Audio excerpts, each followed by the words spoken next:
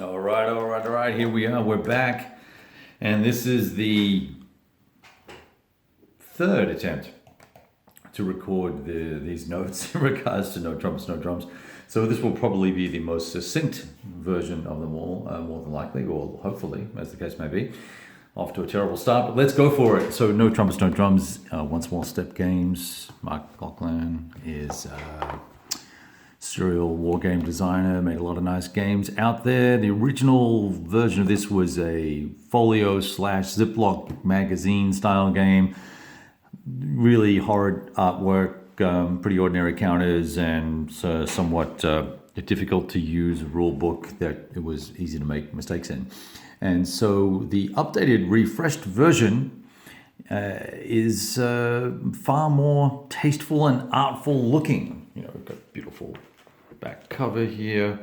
It even has the off-center artwork on the back, so you know what you're getting before you get into this game.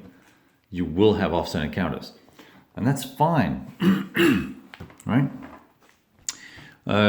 Gives you some ideas on how hard or easy the game may be, as the case may be. Not particularly solo-friendly, just because you do have inverted counters, so you can play it face up, of course, which has probably been done by someone before. I played opposed, and if you're a solid, good follower of the blog and my postings, you will no doubt know, and you're in good standing, you will know that I have not yet finished the campaign with my friend Steve, but we are very close to doing that. And so you may wonder why I'm pulling out the let's have a look at the game and see what I think about it routine. So we'll get to that in a second. Let's have a look at the most significant feature of the new version. Well, second most significant is the box. The most significant is the map. And we'll have a look at this map, and the map is disarmingly beautiful, right? It's large. Whoa, he said, moving the entire table. I've just got another map underneath here, and I didn't want to distract you guys with it, so I put the cloth down. Beautiful map. Great colors, very thematic, gets you in the mood. Let's get it around the right way. It's got the one core combat area outlined by these dark lines here. They're borders and whatnot. And the white, that's a border. The white lines are the core divisions. So you can see where this is fourth core and then breaks up all the way up through to first core. And over on the left-hand side of the map, you've got this, I don't know what I want to call it. You've got this table here that allows you to track the political mood in each of the regions and countries. So I'm going to fold this up a little bit, and we're going to have a look at that a little bit more closely. And here we can see a little better. You spend replacement points to move up and down this track, and both sides can do that in their given turn. And here you can probably see, if we focus in on this and stop moving, that you can see what will add and what will detract. So that's a good thing. So this allows you to drive the control of those areas, which will then impact the number of political points that you receive for those areas. You've got your game turn track here. Each year is broken up into 1, 2, 3, 4, 5, 6 turns. And we've played through 12, 13, 14 turns thereabouts, and the game is about over. And therein lies the problem that we'll get to in a second. Now, the combat system, let's have a look since the chart is right here. Combat system is novel. It's basically taking the average morale of the units that are on the board, in the battle, I should say, and adjusting take that net average morale number, adjust it for some terrain, and then adjust it for the number of units that are involved in the combat. So if you have a 2-to-1 advantage, you're going to get a +1. If you have a 3-to-1 advantage in number of units, you're going to get a +2 to your die roll. Each of you roll a d6, and then you then add that up, and whoever has the highest number wins the battle. One side, the side that loses, has to lose a unit and has to retreat unless they're in a city. And of course, if you get more than double the morale value of the other guy, then they lose 2 units or whatever the case may be. So it's pretty straightforward, but a little bit different. So you're not really looking to kind of mass strong units together. You're looking to mass high morale units together, because if you get a weak cadre unit and a really good NVA unit together, that's going to average out to be average, and you've got a lower chance then of being successful in combat. So that's kind of a quick gander at that. This table here, this chart, I guess, or track along the left-hand side of the map is to track political points. I don't know who gets to 800 points in this game or how that is achieved, which may be a function of why I'm struggling a little bit with this game. But I think the US forces start off with political points in the 300 range or thereabouts. I forget exactly where it lands.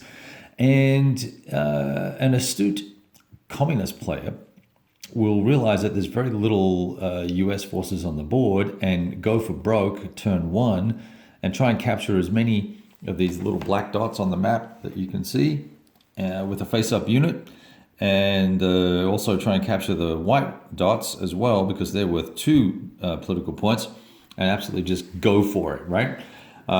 Because in your turn and in the allied turn, you will detract or subtract points off the US political point track. So if I am earning 20 points, I'll take 20 off in my turn, the communist turn, and I'll take 20 off in the allied turn, which can really be a beatdown, and you can be losing 20 points, so 40 points a turn, plus or minus all of the losses that may be incurred by either side. And plus or minus the hearts and minds track, which is not going to mitigate this political point problem here. So very, very quickly in early 65, in 65 and 66, you have the potential to be losing 40 plus points a turn. That adds up very quickly over a 12 over a 6-turn cycle here, where that means that you're in dire straits. And the game we're playing, the US is down to just under or just around 80 political points. They now have quite a few units on the board. It's late 66 or early 67, I forget. And man, it's a beatdown. It really is just a beatdown for the allied player. So much so that my friend who's played this many, many times, the older version, tolerated the horrid graphics of that little monstrosity, and said, "Hey, we must have played it wrong. We must have played it wrong when we were young college kids, because this doesn't feel right. And we know we're playing the rules relatively right here, we think, and so he must have been playing it wrong in the past, because he'd never seen the Allies lose so many points so quickly.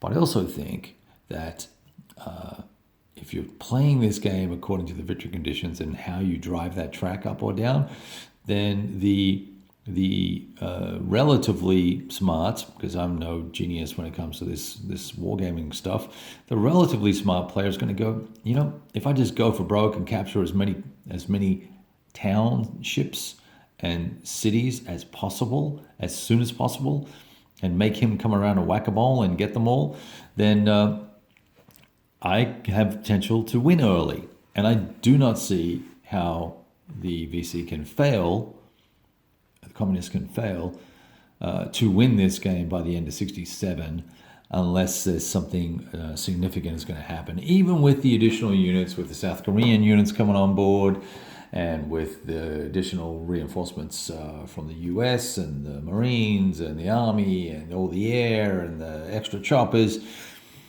yes, we've seen a whittling down of that 20 plus points per turn for each player turn. So instead of being 40 points a turn, 40 plus points a turn being lost, we're now in the 20 to 30 points a turn.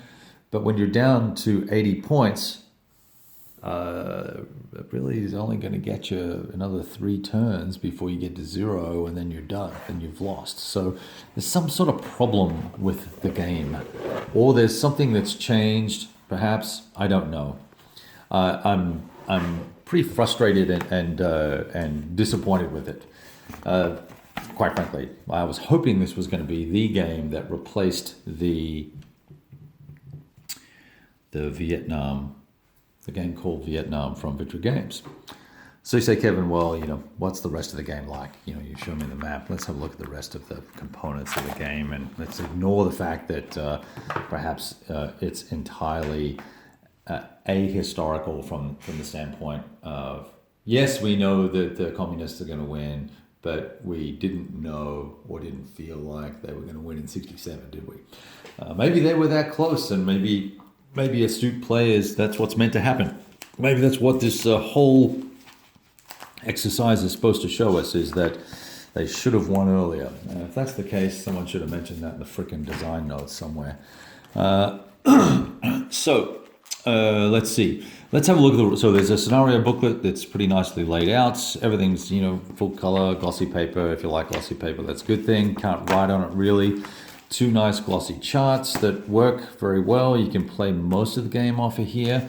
You're going to need this. You're going to need this 6-page detailed expanded sequence of play that's available on Board Game Geek. I'm sure it's over on Consim World. This is going to help you find or know what to do and when to do it, and also find your way around the rulebook. Because this rulebook, second big problem with this game, this rulebook is not clear. It is not concise. The rules for specific parts of the game are not where you would expect them to be. And if I had a thought about it, since this is now the 3rd time I've done this, I probably would have made note of a couple of examples of that. But I just found this really difficult to find the specifics for a given rule as often spread throughout the game. And there are important bits of the game that you need to keep track of that need to be on a chart or something that are buried in the rules. Hey, don't forget to do this, and then don't forget to do that. And by the way, there's this, and add 1 for that, and get an extra 1 of these, and roll the die for this. And like, man, that should be in a detailed play sequence, which I don't even know if there is one. Maybe there is, but you need this. So make sure you get this when you buy this game. You're going to need it. Let's have a look at the counter art.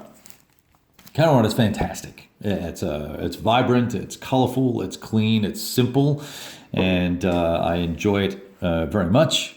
I believe that these are deliberately off-centered, maybe. Even the tank's a little bit off there. When my original copy came with this huge mark across it there. Not sure what that was all about, but they very graciously sent me a replacement set, which was nice. I think this is the replacement set. I don't know why I have 3. Do I have 3 sets of the rules? No, I don't. I only have 3 sets of the rules, 3 sets of the counters. Yes, I do. For some reason, I do. You know what happened is I think I wrote in and said, hey, look, these are offset. No, I've got this problem. And then they sent me these, and they said, oh, hey. And I went, hey, your counters are offset. And I think they just sent me another little set. So there's 3 sets of counters here. How exciting. So there you go. Counter art's nice. Map is nice. I think the game was redesigned. The money was put into the map and the counter art and the box. And no one bothered to put any effort into either maybe consolidating any errata, if there is any, cleaning up the rules, making them a little more streamlined or organized. And that's, to me is pretty disappointing. You're dropping $60 odd for this game, I believe, 65, and if I'm wrong, maybe it's 45. But I'm almost certain it's 65 because One Small Step doesn't do big print runs, and they have slightly higher cost of production than some of the other, than GMT, for instance. So I'm sure this is every bit of $65, if not more. So for that, I would expect better from the rulebook. I would expect better from the gameplay. I would expect better from the long run campaign history that kind of evolves out of the game. And I would certainly not call this a second edition. I would call it a reprint with updated graphics. It's not a second edition in terms of revision of rules. And so we got to get to that situation where maybe just the other day we were bemoaning the fact that Wellington's Victory was a completely new game, and the only thing that was akin to the original was the name. And now we have something that has got fresh artwork and a nice box, and it's the same game inside with no updates. That's a little. That both of those are equally disappointing, but for different reasons, I guess. So, anyway, get 2 dice as well. So that's my take on the game. I don't know that we're going to continue playing past the middle of 67. I think both of us have seen enough and had enough. The writing's on the wall for the Allies. The elections are coming up in the game, and I can't see how that's going to make a significant difference. I don't think there will be the massive loss of life, although there are some unusual combat results that do pop up if you happen to be in the wrong location in the wrong city or the wrong township, as the case may be, and you earn a loss and the rest of your units have to retreat. If you can't retreat, you will see 2 or 3 cadre units take out a Marine battalion or regiment, as the case may be, and that also didn't feel particularly right either. So it is an abstract, it's more highly abstracted. The combat system is in particular, and that's fine if the political point system and the hearts and minds system and the machinations around the area control, the control of the cores areas works, and it seems like that doesn't. Gamey play, drive, capture everything as quickly as you can, invade Laos turn 1, go for it, go for broke. You can do that, and you're going to swing the game dramatically towards the communists. So that's my take on it, and Steve's opinion on it. Hopefully he would concur with some or all of these comments. If not, I'm sure he'll weigh in the comments section, probably on Facebook, is where he spends most of his time. But thought I'd just share this with you and get it out, and hopefully this recording will make it off the phone and onto the web. We will talk to all of you soon. Thanks for tuning into the big board. Look forward to catching up with you guys with some fun new titles in the new year. Later.